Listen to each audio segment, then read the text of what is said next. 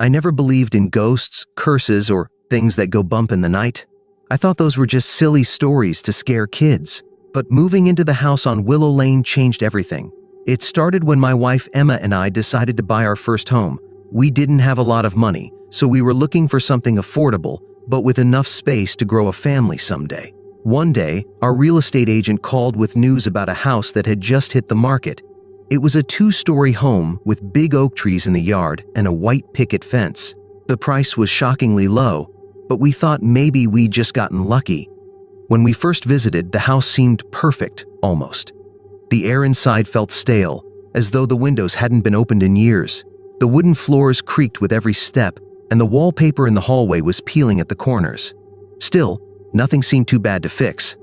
I ignored the small voice in the back of my head whispering, "Why does it feel so cold in here?" The previous owners had left in a hurry. They hadn't even taken all their furniture. There was an old rocking chair in the living room, a tall wooden cabinet pushed against one wall, and a dusty mirror leaning in the hallway. We didn't think much about why they had left or why the house was so cheap. It just seemed like a good deal. The first night in the house was mostly quiet. After hours of unpacking, Emma and I went to bed early, too tired to do much else. But at around 2 in the morning, I woke up to a strange sound. Click, C-click, dot click. It was faint at first, almost like tapping. I sat up in bed, listening. The sound was coming from downstairs. I told myself it was probably just the house settling or maybe the old pipes, but then it stopped and started again, louder this time. Click, C-click, dot click. I nudged Emma awake. "Did you hear that?" I whispered. "Hear what?" she mumbled, half asleep. I told her about the noise, but she just rolled her eyes and muttered something about old houses making noises. Still, I couldn't shake the uneasy feeling. I grabbed a flashlight and crept downstairs to check. The sound seemed to be coming from the living room. When I shone the light inside, I saw the rocking chair moving, slowly, back and forth, as if someone had just gotten up from it. "Hello?" I called out, but no one answered. The room was empty, just the chair creaking in the stillness. I told myself it must have been a draft, or that I'd bumped the chair earlier without realizing it. The next morning, Emma hung up the mirror from the hallway in our bedroom. She loved antique furniture and thought it would add some charm to the room. But there was something about that mirror that unsettled me. The glass was warped in a way that made reflections seem off, and no matter how much I wiped it, it always looked a little cloudy. That night, while brushing my teeth, I thought I saw something move in the corner of the mirror. It looked like a shadow, tall and thin, standing near the bedroom door. My heart froze. I spun around, but there was nothing there. When I told Emma, she laughed it off. "You're just tired," she said. "You've been working too hard." But the strange occurrences didn't stop. Over the next few weeks, I started hearing footsteps at night. They always came from upstairs, even though Emma was asleep next to me. Sometimes they were soft, like bare feet, and other times they were heavy, like boots. One night, I decided to stay up and catch whoever, or whatever, was making the noise. I sat in the dark living room with the lights off, clutching a baseball bat. Around midnight, the footsteps started again. They were slow and deliberate, moving down the hallway, one creaking step at a time. My palms were sweating as I tightened my grip on the bat. When the footsteps reached the top of the stairs, I turned on the light. The stairs were empty, but the rocking chair in the living room was moving again. I was beginning to think I was losing my mind. Then Emma started acting strange. She became quiet and distant, spending hours sitting in the rocking chair or staring at the mirror. One morning, I found her in the living room, humming a tune I didn't recognize. "Emma?" I asked. She didn't respond. When I touched her shoulder, she flinched and looked at me like I was a stranger. "What are you doing?" "Listening," she whispered. "Listening to what?"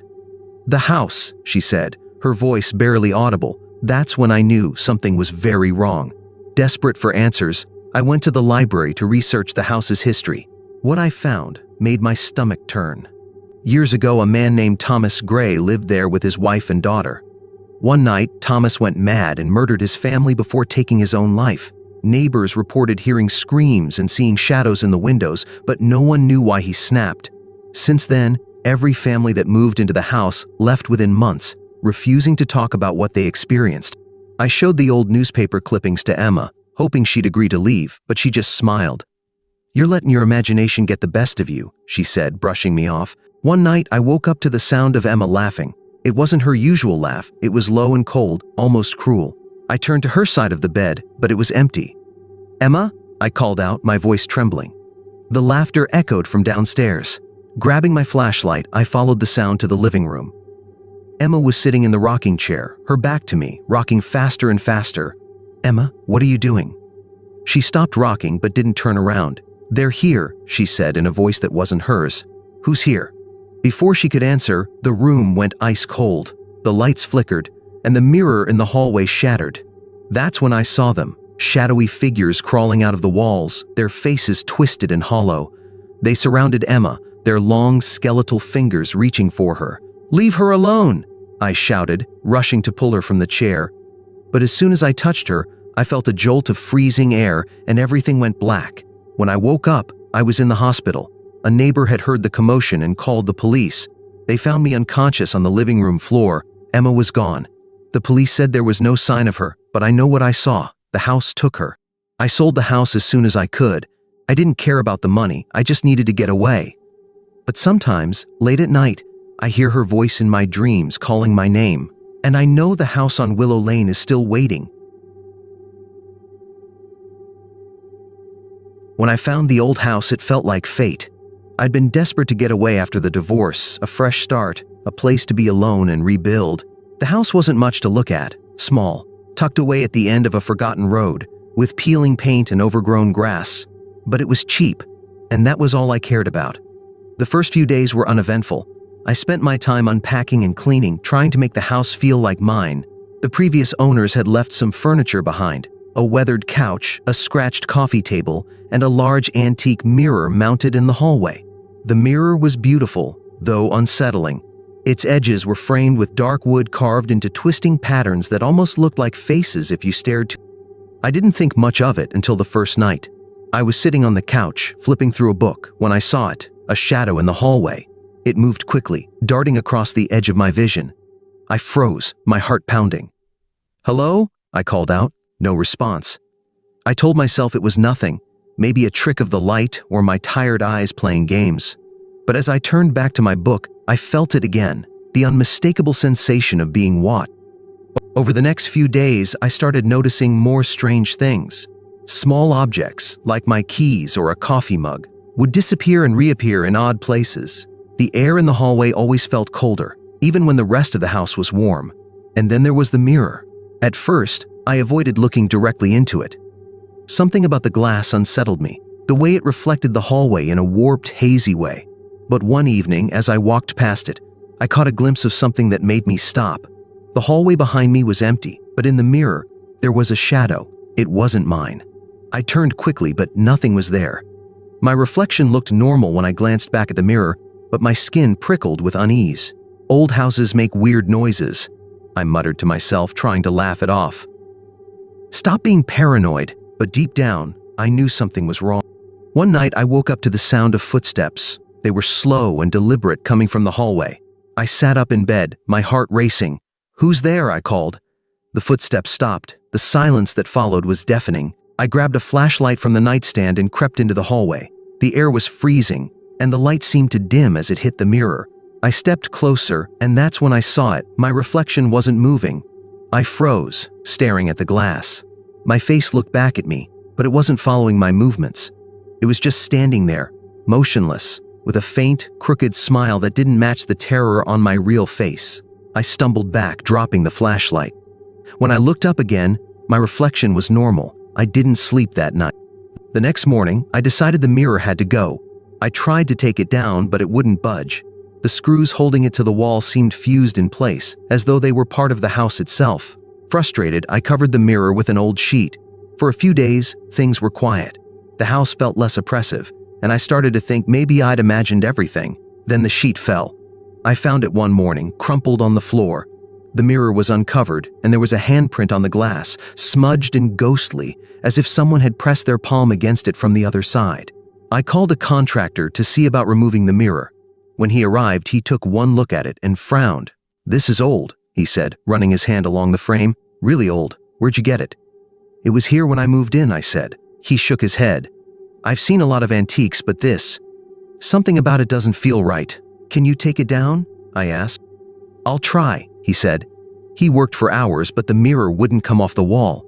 "It's like it's part of the house," he said, wiping sweat from his brow. "I've never seen anything like it." That night, the shadows returned. They moved through the hallway, slipping in and out of sight, always just on the edge of my vision. I tried to ignore them, but it was impossible. Finally, I couldn't take it anymore. I grabbed a hammer and smashed the glass. The mirror shattered, pieces falling to the floor like jagged tears. For a moment, I felt relief, but then I saw it. Behind the shards of broken glass was a dark void, stretching deep into the wall, and in that void, something moved. I stared, frozen, as a figure began to emerge. It was a shadow at first, but then it took shape, tall, with impossibly long limbs and hollow eyes that glowed faintly in the darkness. It stepped out of the mirror, its movements slow and deliberate. "Leave," I whispered, backing away. "Get out of my house." It didn't respond. Instead, it smiled, a wide, unnatural grin that sent a wave of cold terror through me. I ran. I didn't stop until I was outside, gasping for air in the freezing night. I never went back inside. The next day, I called a real estate agent and put the house on the market. But sometimes I wonder if the house is still waiting, if the mirror is still there, drawing in its next victim. And I wonder what happens when someone doesn't leave in time. It was supposed to be our dream home, a fresh start. After years of saving, my husband James and I finally bought a house in the countryside. It was a beautiful old Victorian with tall windows, creaky wooden floors, and ivy climbing up the brick exterior. The house sat at the end of a long dirt road, surrounded by trees, peaceful, isolated, perfect, or so we thought. The trouble started almost immediately after we moved in. The first time I noticed something strange, I was unpacking boxes in the living room. James was upstairs setting up the bedroom. As I pulled books from a box, I heard a faint sound, like whispering. "James?" I called, thinking it was him. He didn't answer, but the whispering stopped. I stood still, listening. The house was old. Maybe it was just the wind slipping through a crack in the wall. Shaking it off, I went back to unpacking. That night, as we lay in bed, the same sound returned. It wasn't the wind. It was soft, insistent, like voices speaking just below hearing range. "Do you hear that?" I whispered to James. "Hear what?" "Whispering," I said. He listened for a moment and then shook his head. "It's an old house, Sarah. Probably the pipes or the walls settling." I tried to believe him, but something about the sound made my skin crawl. The next few days were uneventful, and I started to think maybe James was right. Maybe I was just imagining things. Then I found the door. I was cleaning the basement when I noticed a section of the wall that didn't match the rest. The bricks were newer, the mortar fresher. It was a small square about the size of a door, but there was no handle, no hinges. Just a faint outline where the bricks had been placed differently. "James, come look at this," I called up the stairs. He came down and frowned at the wall. "That's odd," he said. "What do you think it is?" "Probably just an old repair," he said, but his voice sounded uncertain. "Let's leave it for now. We have enough to do upstairs." I couldn't stop thinking about that wall. Why would someone patch up a doorway? What was behind it? That night, the whispering came back, louder this time. It seemed to echo through the walls, rising and falling like a conversation I couldn't quite catch. "James, wake up!" I shook him awake. "What is it now?" He groaned. "Listen." We sat in silence. This time, even James couldn't deny the sound. "What the hell?" he muttered, getting out of bed. He walked down the hall trying to trace the noise, but it seemed to come from everywhere and nowhere at once. "It's probably mice," he said, though he didn't sound convinced. "I'll call an exterminator in the morning," but the exterminator found nothing. No mice, no insects, no explanation for the sounds. The whispering grew worse. It wasn't just at night anymore. I'd hear it while washing dishes, folding laundry, or walking down the hallway. Sometimes I'd catch a word or two. "Come, stay, trapped." One day I decided to investigate the wall in the basement. I grabbed a hammer and chisel from the garage and started chipping away at the mortar. James tried to stop me. "Sarah, this is crazy. You don't know what's back there." "That's exactly why I need to find out," I snapped. After hours of work, I broke through. Behind the bricks was a small, dark room. It was empty except for a single chair in the center. On the walls were scratches, long, deep gouges that looked like they'd been made by fingernails. My stomach turned. I backed away, but James stepped inside to look closer.